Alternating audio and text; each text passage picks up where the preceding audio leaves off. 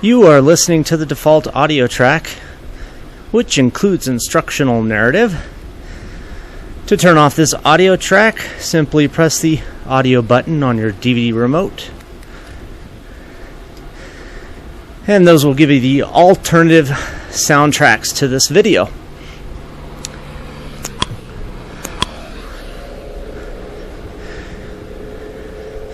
Well, welcome everybody to incredible Alaska. It's completely wild, with the exception of the occasional RV. We are about 10 miles west of Palmer, on heading west along Highway 1. And we're going to cruise about 30 miles until we hit the magnificent Matanuska Glacier. And in the meantime, we're going to enjoy the views and have an amazing workout.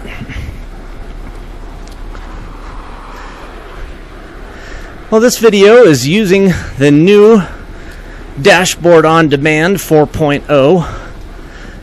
It's not exactly on demand, but it pops up when you need it, and it hides when you don't, allowing us to admire and appreciate these amazing views out in the wilderness. And I'll go over that dashboard with you when it pops up. For the moment, go ahead and just, have it in your easy gear. And let's pedal at a cadence of about 80 RPM.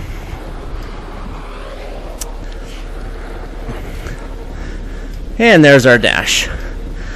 Right now it's showing us that we want to be in our third hardest gear in the back. So go ahead and shift that back to a 3. There's a 4 and a 5. And I'm going to get a little more detailed for you. And we're pedaling at 80 RPM. Heart rate's at 70%. And our RPE, 7 out of 10. And I'll explain all this stuff to you briefly. I mean, some of you have probably heard this a bunch of times. Others, this is your first video. Heart rate's going up, 75%. Okay.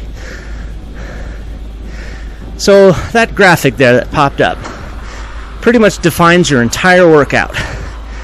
It's an extremely helpful tool that'll provide you with all of the information that you need in order to recreate this ride exactly as it was filmed. So when we hit the hills, you'll feel the resistance and the power requirement in order to climb the hill, or to coast, or to accelerate. Let's start from the graphs on the top right. It's a real nice representation of what we're encountering. The top graph is our hill profile, and you can see that we've actually got some pretty significant climbing ahead of us. Roughly 2,500 feet all in all. It was not an easy bike ride. And off to the left of that graphic, you can see a little segment that's graying out, providing you with a real-time demonstration of where we are along that timeline. See, we're just starting out. It's flat.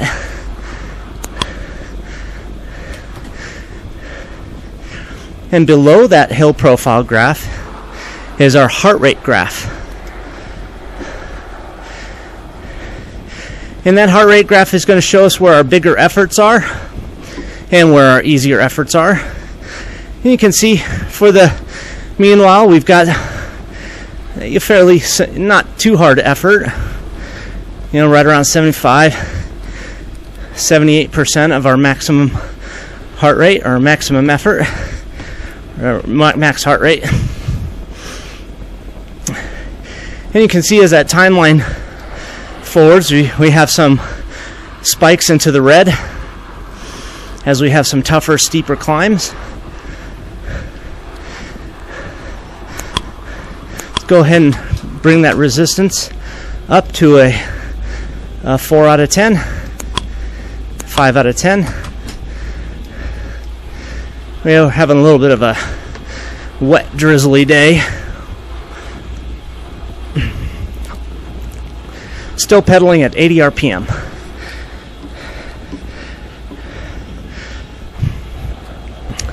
It was actually kind of nice, but it was chilly.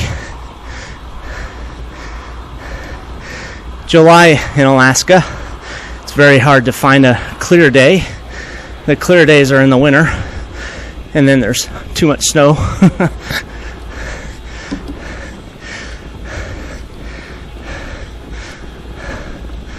Heart rate's moving up 80%.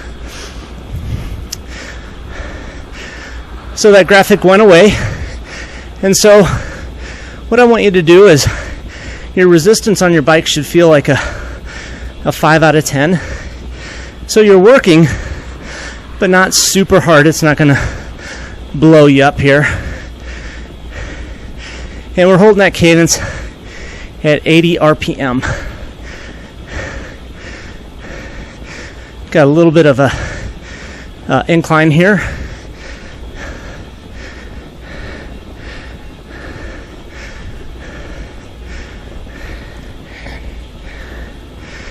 Now, when that graphic comes back, I'll talk a little bit more about it.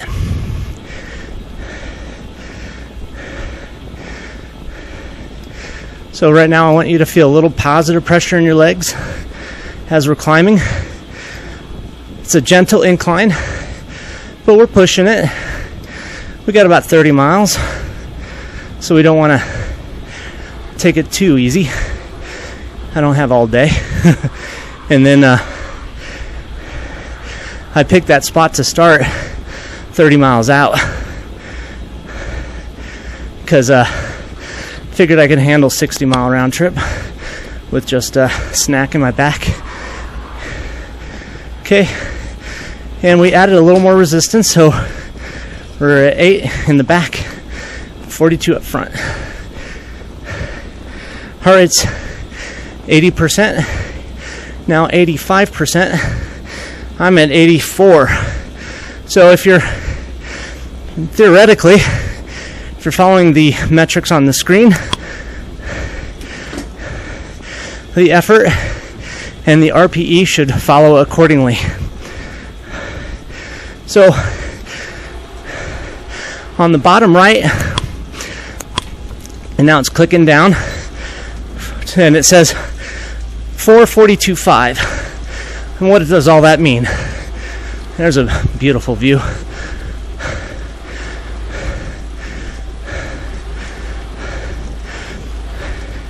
That first number 4, that is representative of our resistance, how hard the gearing or how hard the resistance is on your spin bike should feel.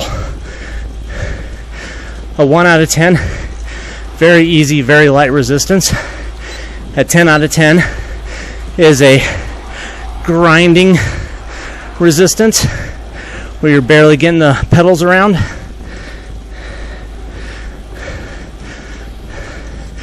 And you're pushing really hard, and usually, cadence of about 60 RPM at that resistance at a 10 will drive your heart rate into the red zone.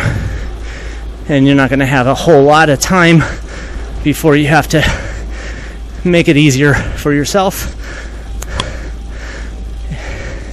So now we're at a resistance of 5 as the pitch is going up just a little bit here.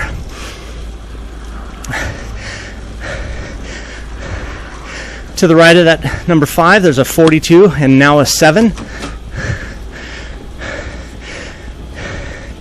That 42 is representative of Well, if you're on a geared bike, you'll use those two numbers. At 42, if you're on a triple, is your middle ring. If you're on a double, is your smaller ring in the front. Now this gear ratio recommendation is assuming that you have 10 gears in the back. If you don't, then you just have to skip a couple gears based on what it's telling you. And 7 right now is telling us that we should be in our 7th most difficult gear. So starting at the easiest gear is a 1, the next hardest is a 2, then 3, and so on. So now we're being told to reduce our gearing by 2 in the back. So if you look at your chain, it should be smack dab in the middle of your cassette right now in the back. 42.5, small ring up front. And that's how we use that. Each time it shifts, like right there, you hear a little click, a little pop. I'll let you know to focus on that corner and look at what gear you're supposed to be in. So right now we're in a bigger gear, 42.8. The map popped up on the right. We should be producing right around 180 watts. Bigger gear now, 10 in the back, small ring up front. When we're pedaling at a cadence of only 75. Heart rate's at 80%. So if we're reading from right to left, you'll see the 75 RPM. Left of that, heart rate, 80%. Now 85. Heart rate's going up. Bring that gear down to a 9 in the back. Really feeling the hill here. Heart rate's 85%. You look over to the left again, and we're going to have RPE showing right now an 8 out of 10.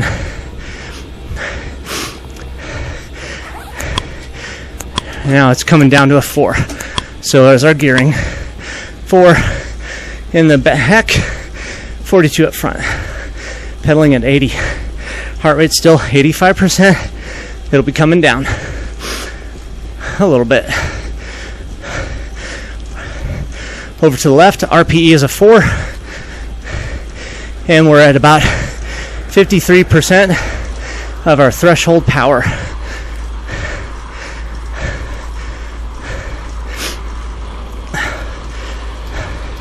So the RPE stands for rated perceived exertion. How hard does it feel like we're working right now? And now we're bringing our effort up to a 9. And our heart rate's at 80%.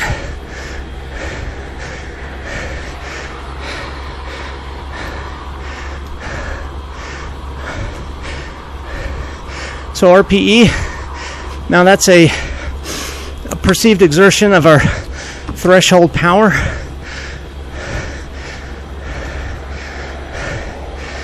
Or it's based on our threshold.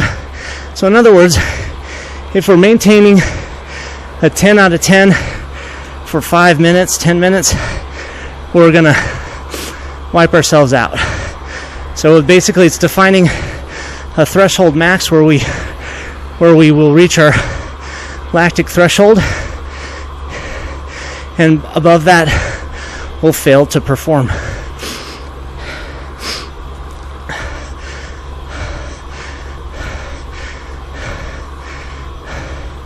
Good, we've got this climb going. Steady cadence here.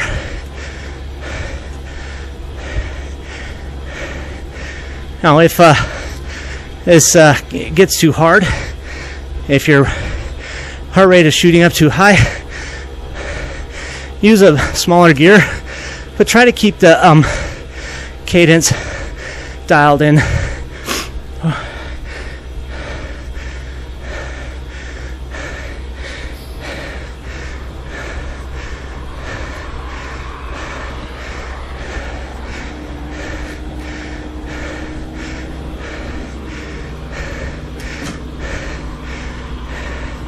Doing great.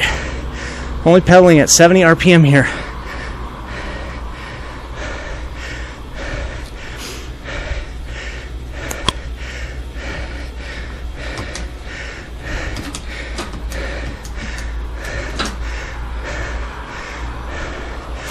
If your heart rate is above 85, that's okay.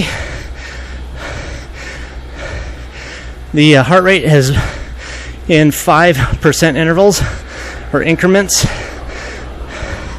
So we could be at 87% and might not detect that change in effort to 90. That's okay. I'm right at 86% based on the settings here. Good job. Bringing that resistance down. 5 in the back. So we begin coming over this hill.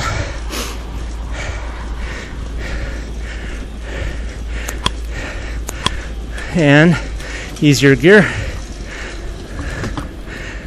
3 out of 10 in the back. Awesome.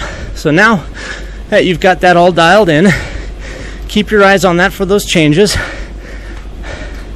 I don't intend to talk about our effort through the entire video.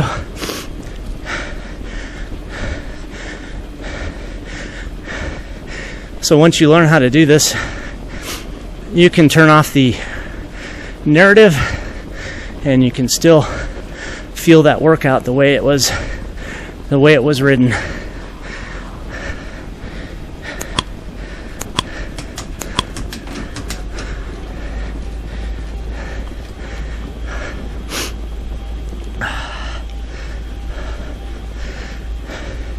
Filming this was a little spooky, with the exception of the cars. There were times where I felt very alone. Out in the middle of this amazing wilderness with no civilization or technology, I should say, no buildings.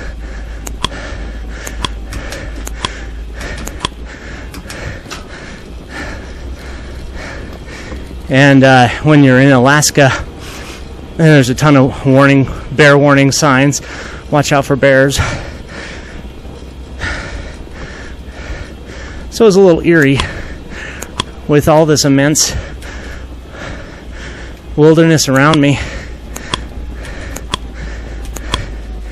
And it's just me on my bike. Massive mountains to the side, river, dense forests.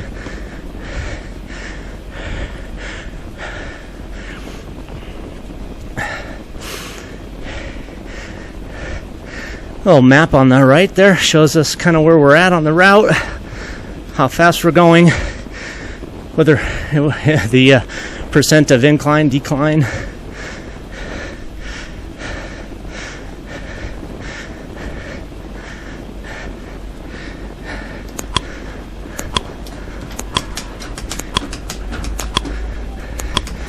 And back up the hill.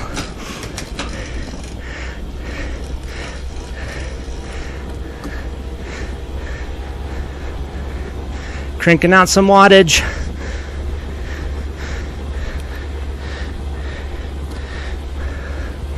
At 200 watts here on the trainer that I'm on.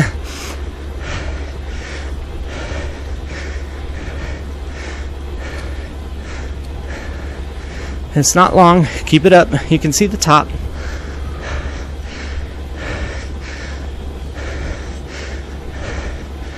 Almost there.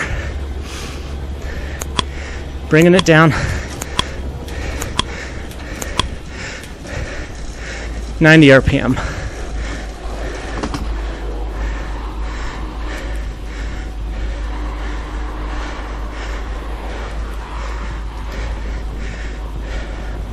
Good job.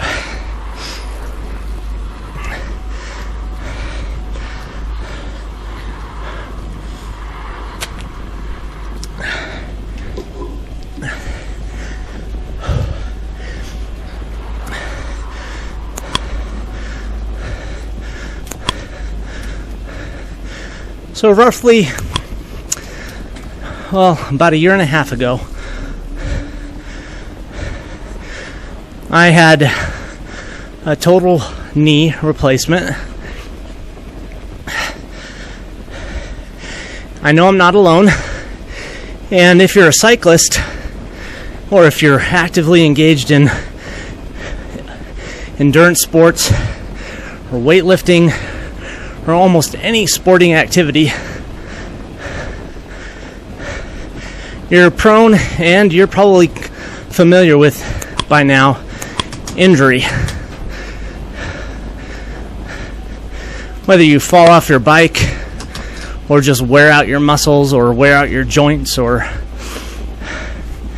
get in an accident, break a bone, dislocate something, it's kind of the name of the game. And I hate to sound negative, but it's more of a matter of when than a matter of if. We all have to deal with an injury somehow or at some time.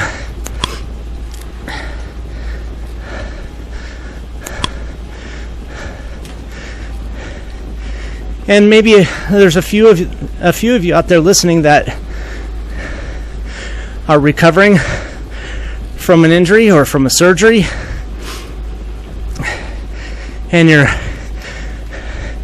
deciding to get on your indoor bike because it's a easier way to reacclimate yourself to the exercise. Or maybe you're just starting out.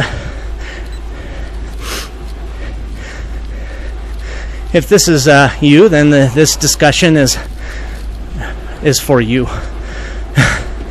And maybe you're all better, and you can enjoy reminiscing about what you had to do to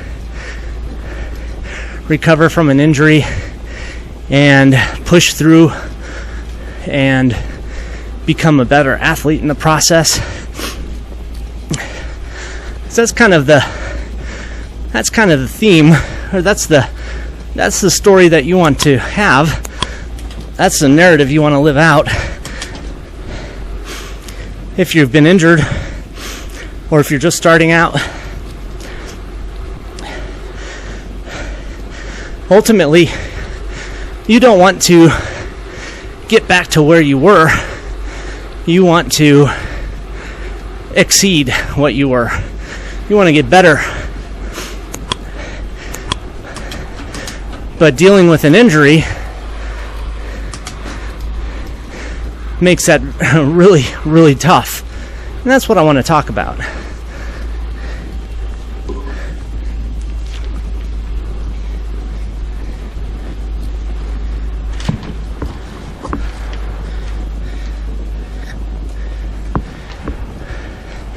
So how do you get back on the horse after you've been hurt?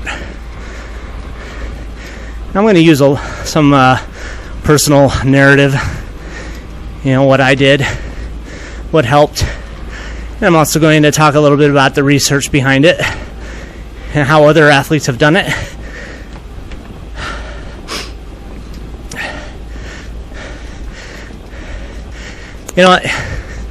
When you initially have been injured, there's a little denial happening. And I know this to be true for myself.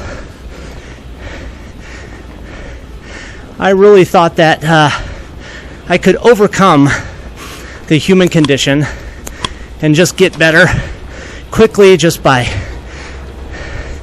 willpower and motivation and the understanding that I am an athlete, and I can basically dictate to myself what I'm capable of doing, how fast I heal, how fast I recover. That's just not the case, folks.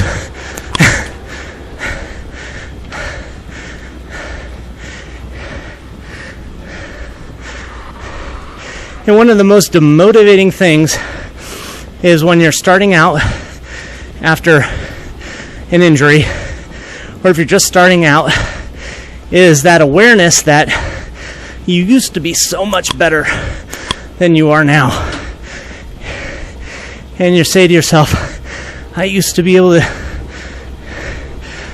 keep up with this guy, or I used to have a 40-mile-an-hour sprint, and now you're getting dropped and you're lucky to hit 25 miles an hour on the same stretch, or your times are deteriorating, or your average speed is going down.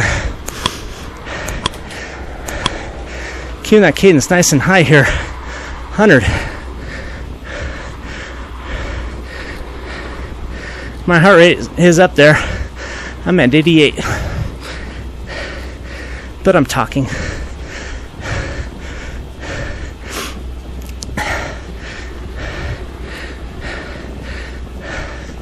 Doing great. Oh, look here. This was kind of a really nice sight for sore eyes. Life.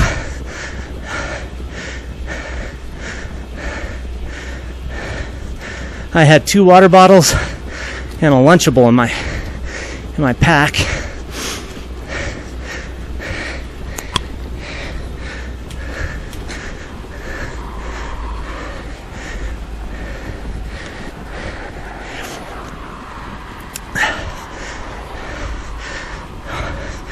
So, if you're starting out, understand that, and have some comfort in the knowledge that I understand that you're going to have limitations.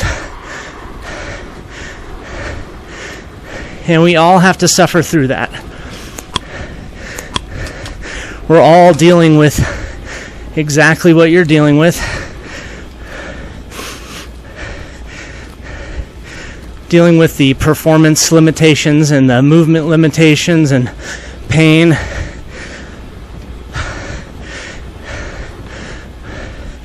Weight gain, you name it. So acknowledge those right off the bat. Don't try to deny them. Because a big part of recovery is not only the physical process, but it's the emotional one as well. So you should really understand, what is your emotional condition? How do you feel? Do you feel demotivated? Are you sad? Are you encouraged? Do you have hope? And try to really pinpoint how you're feeling. Discover what your barriers are to the improvement of your body, because you're going to have a little self-dialogue and argue a little bit with the negative part of what your brain is trying to tell you. Oh man, you're slow, just give it up.